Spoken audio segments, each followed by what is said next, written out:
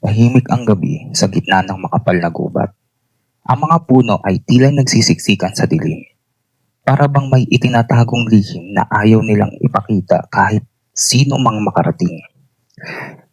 Ang hangin ay malamig at mabigat, at tanging huni lang ng kuliglig at marahang paggalaw ng mga dahon ang maririnig. Tatlong magkakaibigan ang nagpasya na mag-camping doon ng gabing yon. Si Miguel, ang pinaka-adventurous sa kanila. Si Gabriel, na mahilig mag-record ng videos para sa vlog. At si Samuel, na medyo takot pero sumama dahil ayaw magpaiwan. Bandang alas 10 ng gabi, nakapagpatayo na sila ng maliit na tent sa tabi ng isang lumang clearing sa gubat. May maliit silang apoy na nagbibigay ng kaunting liwanag sa paligid. Perfecto para sa vlog, sabi ni Gabriel habang hawak ang camera. Real camping experience, sabi pa niya. Natawa si Miguel habang iniihaw ang hotdog sa apoy. Relax lang, wala naman dito kung ano, mga kwento lang ng matatanda yun. Tahimik si Samuel, kanina pa siya napapatingin sa paligid. Pre, napansin niyo ba? Mahina niyang tanong. Na ano? Sagot ni Miguel. Parang walang ibang tunog. Napatigil silang tatlo. Napansin nila na tama nga si Samuel. Walang huni ng ibon, walang kuliglig, biglang tahimik. Parang huminto ang buong gubat. Baka oras lang ng gabi, sabi ni Gabriel, kahit halatang hindi rin siya sigurado.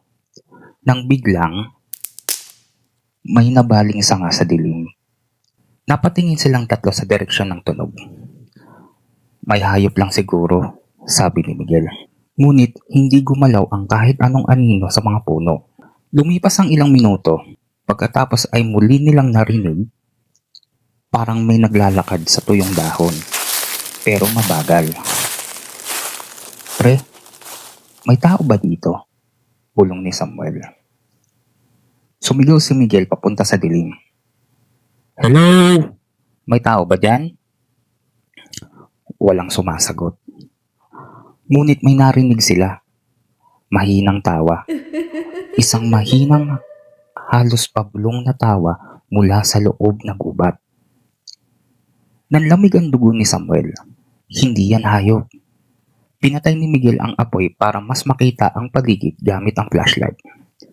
Tumama ang ilaw sa mga puno, sa mga ugat, sa mga dahon, pero walang tao. Wala naman, sabi ni Miguel. Pero nang iikot ni Gabriel ang camera, may nakita siyang gumalaw sa screen. Isang anino. Mabilis itong dumaan sa likod ni Samuel. Nanginginig na sabi ni Gabriel. May dumaan sa likod mo. Biglang lumingon si Samuel, pero wala siyang nakita. Lasing ka ba? Sabi niya.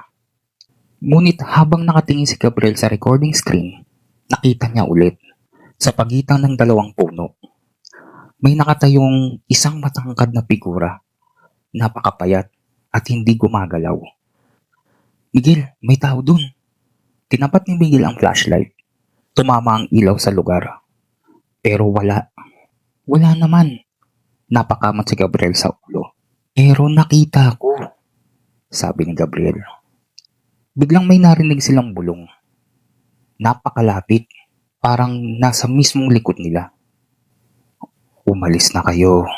Tumayo si Samuel agad. Hindi na ako komportable dito, sabi niya. Ngunit bago pa sila makapagdesisyon, may narinig silang malakas na kaluskos mula sa tent. Parang may gumagalaw sa loob. Nagkatinginan silang tatlo. May pumasok ba? Sabi ni Miguel. Dahan-dahan silang lumapit. Hello? Sabi niya habang binubuksan ng zipper ng tent. Pagbukas niya, wala siyang nakitang tao.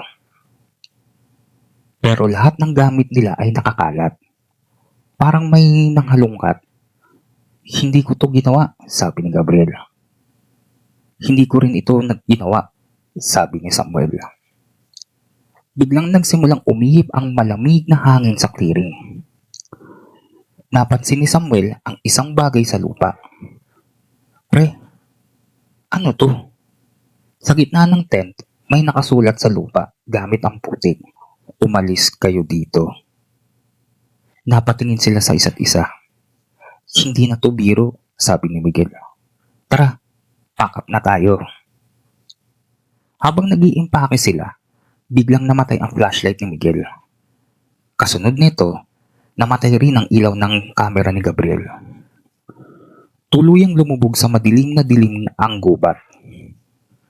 Pre, wala akong makita, sabi ni Samuel.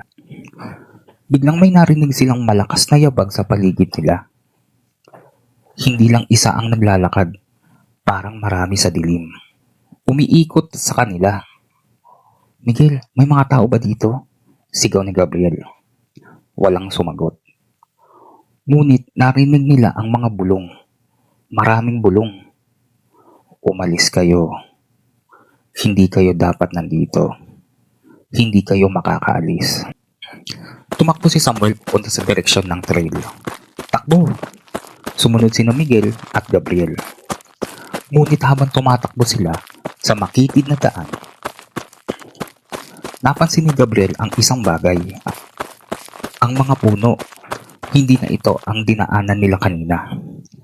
Pre, mali itong daan, sabi ni Gabriel. Hindi tayo naliligaw, sigaw ni Miguel. Pero biglang natigil si Samuel. May nakatayo sa gitna ng daan. Isang babae, mahaba ang buhok, nakatalikod. Miss, sabi ni Miguel. Dahan-dahan itong lumingon. At doon nila nakita, wala itong mga mata. Itim ang nasa butas. Tumawa ito, ngunit napakalaki ng tawa. Halos umabot sa tenga. Biglang nagdilim ang paligid. Nagsigawan sila habang tumatakbo pabalik sa gubat. Ngunit habang tumatakbo si Gabriel, humawak sa kanyang balikat. Malakas, malamig, napalingon siya. Walang tao, ngunit naramdaman niyang may humihinga sa tenga niya. Isang malamig na bulong. Hindi ka na makakaalis. Sumigaw siya at tumakbo. Ngunit napansin niya, wala na sina Miguel at Samuel. Pre! Walang sumagot. Biglang narinig niya ang sigaw ni Samuel mula sa malayo. Gabriel! Tumakbo siya papunta sa direksyon. Ngunit nang makarating siya, walang tao. Tanging isang backpack lang ni Samuel ang nasa lupa. May dugo.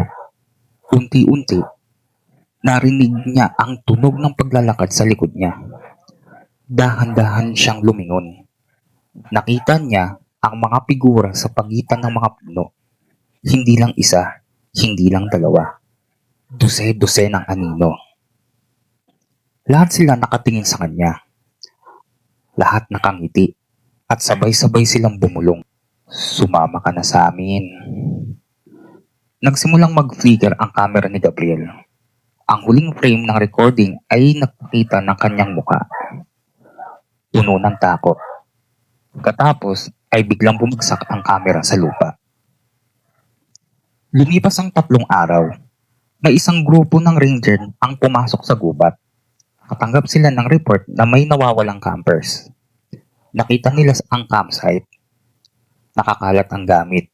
May bakas na mga paa at sa gitna ng clearing, nakita nila ang camera ni Gabriel. Pinanood nila ang footage hanggang sa huling bahagi kung saan maririnig ang kanyang paghinga habang napapalibutan ng mga anino. At sa pinakahuling segundo ng video, may lumapit sa camera. Isang mukha, maputla, mahaba ang buhok, at walang mata. Tumawa ito sa camera. Pagkatapos ay may bumulong sa recording. Isang boses na hindi kay Gabriel. May darating na naman. At mula noon, ayon sa mga lokal, may mga nagkakamping sa gubat na iyon na nagsasabing may naririnig silang bulong sa dilim. Isang malamig na boses na nagsasabing, 3 na naman sila ulit.